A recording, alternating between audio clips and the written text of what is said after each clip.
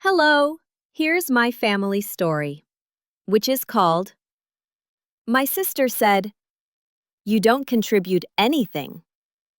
So, I paid off the mortgage without telling anyone. You know that moment when someone hurts you so much that you just decide it's time to prove yourself? Well, that's exactly what happened to me a few months ago.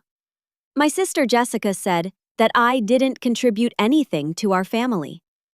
Those words cut deep, deeper than she could have ever imagined. But instead of retaliating with words, I did something no one expected. I paid off the mortgage on our parents' house without telling anyone. And you have no idea what a turnaround that caused. Let me start from the beginning, because this story has layers that you need to understand. My name is Sarah, I'm 28 years old, and I've always been considered the different child in the family. While my sister Jennifer, who is 32 years old, followed the traditional path. Married young, had children, became a housewife, I chose a completely different path. When I was 22, I moved to San Francisco to work at a tech startup. The first few years were really tough. I shared a tiny apartment with 3 coworkers, ate ramen noodles almost every day, and sent what little money I had back home when my parents needed it. But I believed in what I was doing. The company was growing, and I was learning things I never imagined possible. Meanwhile, Jennifer remained in our hometown of Cleveland, Ohio, living in our parents' house with her husband David and their 2 young children. Dad always said he didn't mind, that the house was big enough for everyone. Mom also loved having the grandchildren around. But I knew it wasn't sustainable in the long run. Jennifer had always been the golden child. She was popular at school, got excellent grades, and all the neighbors adored her. I, on the other hand, was the nerd who preferred to sit on the computer rather than participate in social activities. Our parents never openly differentiated between us, but it was clear that Jessica was easier for them to understand. When I first moved to San Francisco, I heard comments like, "Sarah is running away from her responsibilities," or "she thinks she's better than us." It hurt, but I sucked it up and stayed focused on my goals. I called home every week, sent gifts for birthdays, and whenever I visited, I tried to help out financially when I saw things were tight. The turning point came 2 years ago. The startup I was working for was sold to a giant tech company. My equity, which I had accumulated over 6 years of working for low wages and betting on the future of the company, was suddenly worth an amount I had never dreamed of having. It wasn't, "I never have to work again," rich. I didn't tell anyone in my family about the sale right away. I was processing what it meant to me. And honestly, I was afraid of how they would react. Knowing my family, especially Jessica, I knew there would be comments about how lucky I was or how I just fell into the situation. So I kept it to myself and started making plans. First, I bought a beautiful apartment in San Francisco. Nothing fancy, but comfortable and mine. Then I started thinking about how I could really help my family in a way that would make a difference. That's when I found out my parents were in serious financial trouble. Dad had been diagnosed with diabetes and needed expensive medication. Mom had developed arthritis and could no longer work as a self-employed seamstress. The mortgage on the house, which they had been paying off for almost 20 years, was becoming a heavy burden. I offered to help several times during phone calls, but Mom always said it was okay, that they would figure it out. Dad was too proud to accept money from his daughter, but I knew it wasn't okay. During a Thanksgiving visit last year, the situation became clear. I overheard Mom and Dad talking quietly in the kitchen about the possibility of selling the house. They were considering moving to a smaller, cheaper apartment. The problem was that Jessica, Mike, and the kids would have to move too. And with Mike's salary as a mechanic, they wouldn't be able to rent a place big enough for the family. It was at that moment that Jessica dropped the bombshell that changed everything. We were all in the living room after dinner, and the conversation naturally turned to the family's financial problems. Jessica was visibly stressed. The kids were crying, and Mike was silent in the corner. Dad tried to keep the mood light, but it was obvious that everyone was worried. I suggested once again that I could help financially. I said that my work was going well and that I had some savings that could ease the situation. I didn't mention the exact amount, but I made it clear that I could make a significant difference. That's when Jessica exploded. She turned to me with a look on her face that I'll never forget and said, "Rachel, you have no idea what real responsibility is. You live across the country, come here once a year, and think you can fix everything with money? You haven't really contributed anything to this family. Nothing at all." The silence that followed was deafening. Dad muttered something about how she shouldn't have said it, but it wasn't really a defense. Mom just sighed and changed the subject. Mike continued to stare at his phone as if nothing had happened. I felt like I'd been punched in the gut. All the times I'd secretly sent them money when I knew they needed it, all the phone calls to check on them, all the expensive gifts I'd sent because I wanted them to know I was thinking of them. None of that counted as contribution to Jessica. That night, in the guest room that used to be my nursery, I made a decision.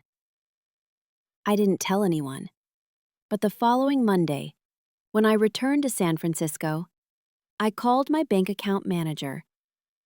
I found out which bank held my parents' mortgage. It wasn't hard. I'd seen some bank letters on the kitchen table during my visit. I called them and asked about the procedures for paying off a mortgage in someone else's name. The process was more complicated than I'd imagined. I needed legal documentation. I had to prove my financial standing, and there were several checks. My parents had to sign some paperwork. But the bank said it was a routine documentation update. They didn't question it. It took almost 3 months to finalize everything. During that time, I went about my normal routine. I worked, called home weekly, and didn't mention anything about my plans. Jessica and I had barely spoken since Thanksgiving. When she answered the phone, the conversation was cold and superficial. In March, I finally got confirmation that the mortgage had been paid off in full. The house was now debt-free. My parents would receive the official paperwork in a few days. I could have called to tell them the news, but I decided to do something different. I bought a plane ticket to Cleveland and showed up on the doorstep on a Friday afternoon, pretending it was just a surprise visit. When I arrived, the whole family was gathered in the living room. Dad was in his armchair, reading the paper. Mom was knitting on the couch. Jessica was on the floor, playing with the kids, and Mike was watching TV. It was a perfect domestic scene. Except for the tension I could feel in the air, since our last difficult conversation. Mom was happy to see me, as always. Dad gave me one of his long, tight hugs. Jessica just waved from where she sat, half-heartedly. Mike mumbled hi, without taking his eyes off the TV. We talked about trivial things over dinner, how work was going, what the weather was like in San Francisco, how the kids were doing in school. No one mentioned the elephant in the room, the family's financial situation, and our earlier argument. It was after dinner, when we were all relaxing in the living room again, that I decided to drop the bombshell. "Dad, Mom," I said, trying to keep my voice casual, "have you guys gotten any strange mail from the bank lately?" Dad frowned. "Now that you mention it, yes. Some paperwork came in today that I didn't quite understand. Something about the mortgage being paid off? But that must be their mistake."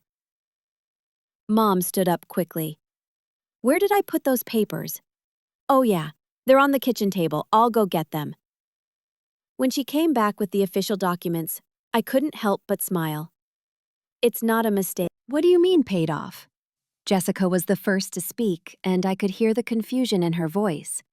"Someone paid the full amount owed," I explained, still keeping my tone casual. "The house is now completely debt-free." Dad was staring at the papers with a blank expression. Mom had her hands over her mouth as if she couldn't believe what she was hearing. Mike finally put down his phone and listened to the conversation. But who? Mom started to ask and then stopped. I saw the exact moment she connected the dots. Her eyes turned to me with an expression of utter shock. "Rachel," she whispered, "you didn't do it." I smiled and nodded. "Yes, I did. The house is yours, completely. No more payments, no more worries about the bank." The reaction was interesting. Dad started to cry. Mom hugged me so tightly I could barely breathe. The children, not fully understanding what was happening, started jumping for joy because the adults seemed happy. But Jessica? Jessica was silent for a long time. I saw a range of emotions pass over her face: shock, confusion, and then something that looked like shame. How much did that cost?" she asked quietly. "It doesn't matter," I replied. "What matters is that now you can focus on other things. Dad can buy the medicine he needs without worrying. Mom can go to physical therapy for her arthritis. And you," I looked at Jessica and Mike, "can save money to eventually buy your own house, if you want." It was then that Jessica started to cry. It wasn't a cry of joy like Dad's. It was a cry of regret? Embarrassment? I couldn't tell. "Rachel, she began, but couldn't finish the sentence. "You what?" I asked, but not aggressively. I really wanted to hear what she had to say. "I said some awful things to you at Thanksgiving. Things that weren't true. You've always been there for our family, and I was stressed, worried, and I took it out on you. That doesn't justify what I said, but..." "But nothing, Jess," I cut her off. "You were right about one thing.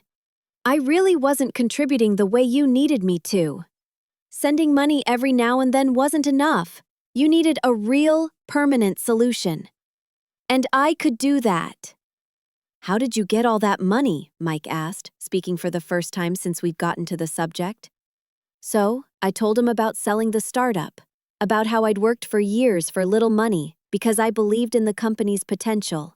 I explained that most of my pay had been in stock, which didn't become worth anything until the company was sold.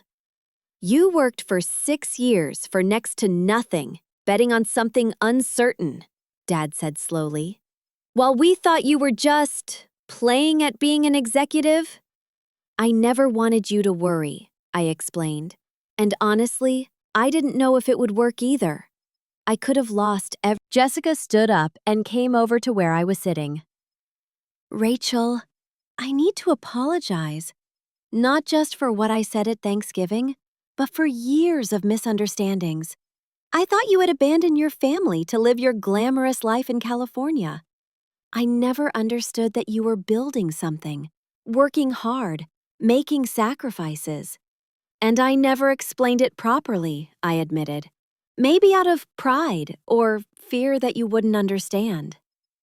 What followed was one of the most honest conversations our family had ever had.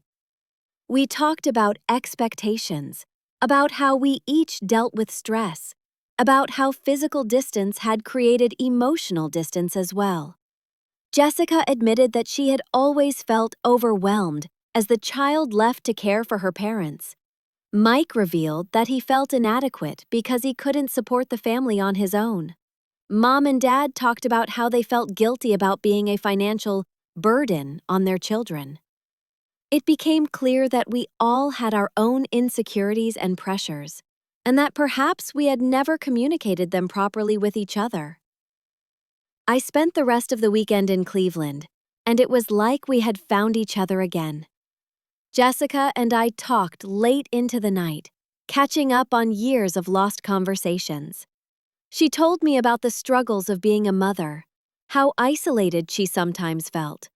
I talked about the loneliness of living away from my family, how I sometimes questioned whether I had made the right choices. When I returned to San Francisco on Monday, I took with me a sense of peace I hadn't felt in years.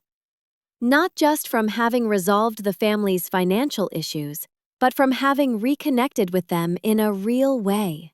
A few months have passed since then, and things have changed significantly.